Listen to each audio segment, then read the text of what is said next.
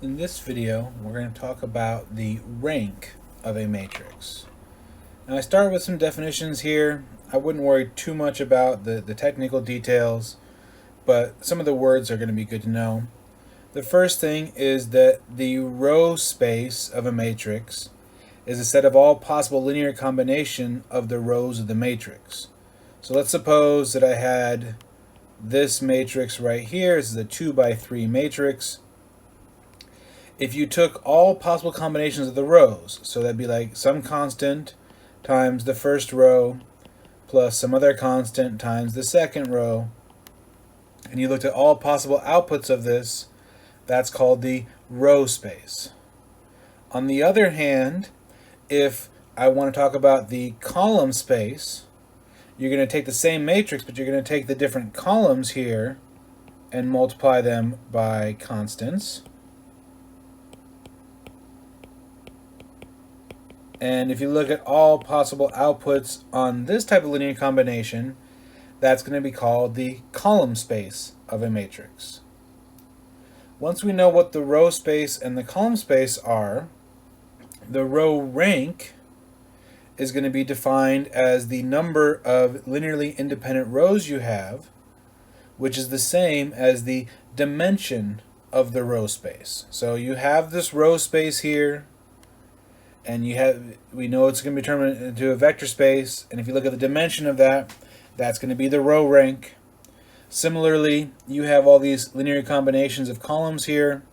The column space, that's going to be a vector space as well, and that is going to have a dimension, and the dimension of that is going to be called the column rank. Now earlier I said don't worry too much about these dimensions because we have this nice theorem right here that tells you that the row rank and the column rank for a matrix are always actually equal, and we're going to just call that rank. So we don't have to worry about row rank or column rank separately because they give you the same answer, and that is just going to be rank. And we write it as rank of A here, rank of a matrix. And another way of thinking about that is the number of linearly independent rows you have. It's also the number of linearly independent columns you have. It's also the number of pivots that you have once you put it into reduced row echelon form. So the theorem tells us that the dimensions are the same, the ranks are the same, but even if the dimensions are the same, it doesn't mean that they are the same. So, for example, if you take all the combinations for column space, every answer you get is going to be a two-dimensional vector. And if you take the row space, every answer you get is going to be a three-dimensional vector. So that means that the column space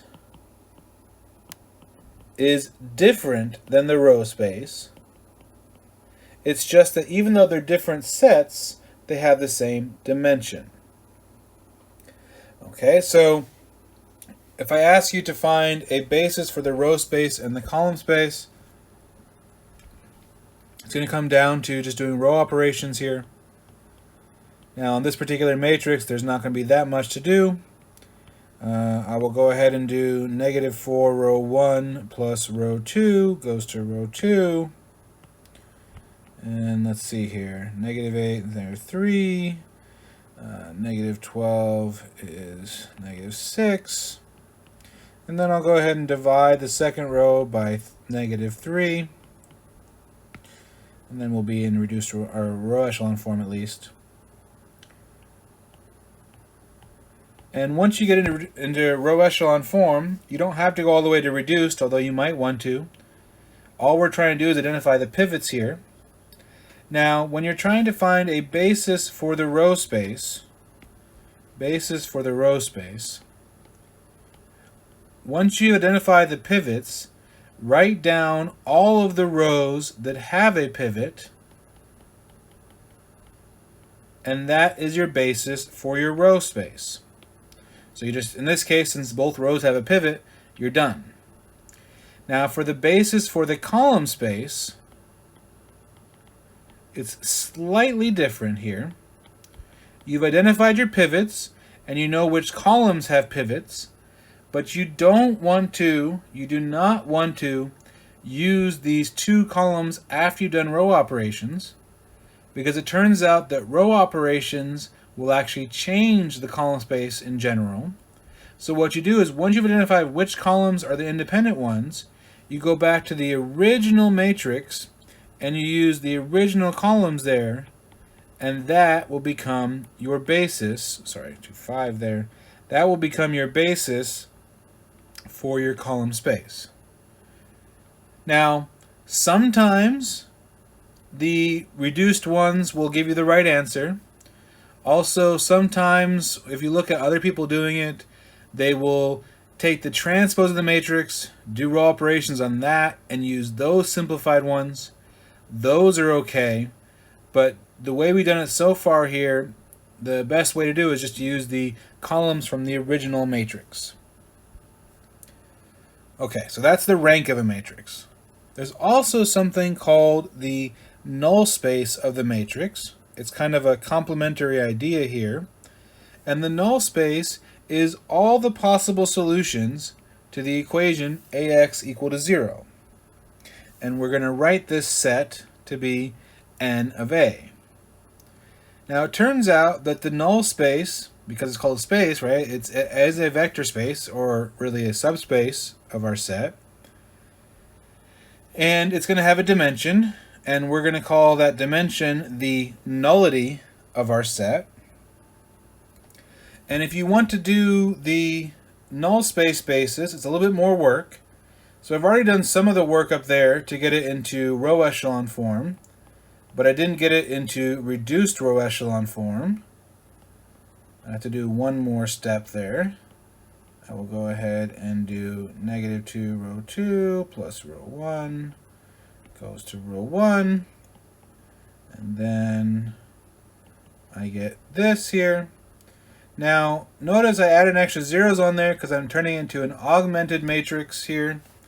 An augmented matrix A equal to 0. And then once you've identified your pivots, you are going to have a single free variable z here. Then you're going to write out your equations. X minus z is 0, so x equal to z. Y plus 2z is 0, so y is negative 2z. And then I go ahead and say, well, x, y, z in terms of the free variable is z negative 2z, z, which is z times 1, negative 2, 1. And that right there is going to be your basis for your null space. So as I said, it's more work. You get it into reduced row echelon form. Then you go ahead and solve for your pivots in terms of your free variables. And that will give you the basis for the null space. And we close off this video with something called the rank nullity theorem. And that just tells you that if you add up the rank plus the nullity for any matrix, it will always equal to the number of columns in that matrix. And the easiest way to see this is you think about all the columns or all the variables for your system, and each variable is either a pivot or a free variable. The pivots are the rank, and the nullity are the free variables. And so if you add up all those, you're going to get all the variables, which is all the columns, which is n. So I could ask you to find the rank of a matrix. I could ask you to find basis for row space, column space, or null space. And again, it comes down to doing row operations and simplifying your matrix.